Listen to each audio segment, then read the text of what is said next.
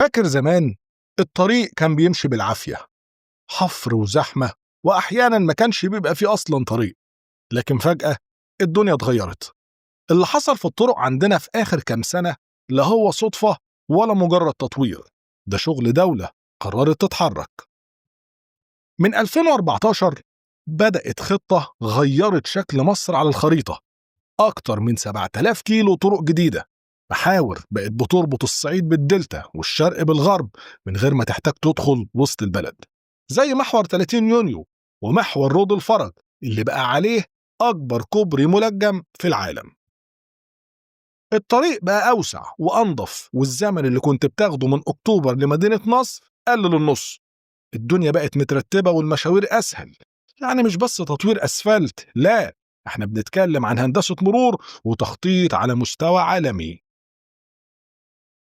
واللي أجمد من كده إن الطرق بقت ذكية، كاميرات مراقبة، نظام استجابة للطوارئ، وكله بيشتغل بمنتهى السرعة والدقة. كمان بقى في خطة لتقليل الحوادث وإشارات مرورية إلكترونية، وحتى ممرات مشاة متحددة بوضوح.